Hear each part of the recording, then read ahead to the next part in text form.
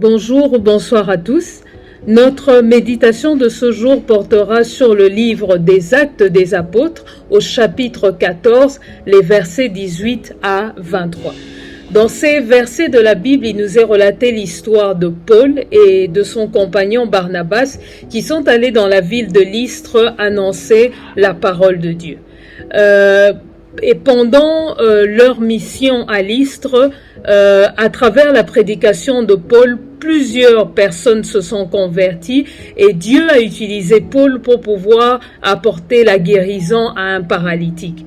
À l'issue de cette mission, des Juifs se sont opposés à Paul parce que ils n'étaient pas contents ou ravis de ce que Paul annonçait la parole de Dieu et annonçait le nom de Jésus. Ils l'ont donc lapidé et jeté en dehors de la ville parce que ils pensaient qu'il était mort.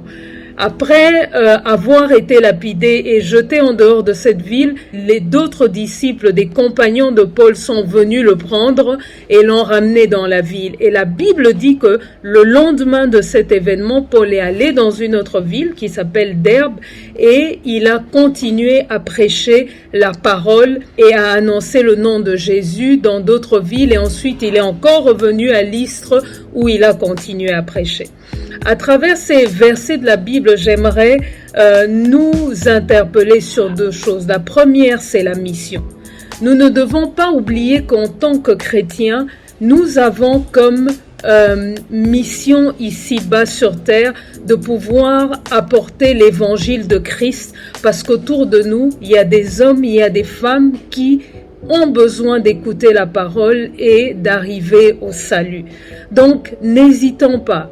Dans nos lieux de travail, dans nos familles, dans nos quartiers, sur nos avenues, parmi nos amis, de prêcher la parole parce qu'il y a des hommes, des femmes et des âmes qui se meurent. La deuxième chose sur laquelle j'aimerais nous interpeller à travers ces versets, c'est la persévérance.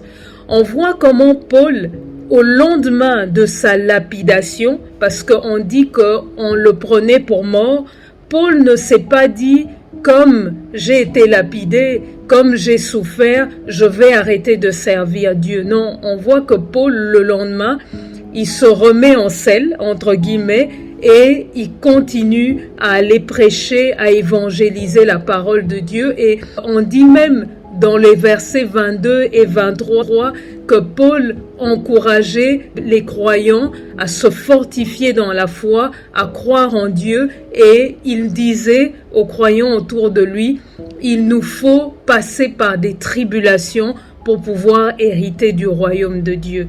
Donc deux choses à retenir, persévérant dans la mission, prêchant la parole autour de nous et surtout persévérant dans la foi, dans la crainte de Dieu, quelles que soient les tribulations, quelles que soient les épreuves.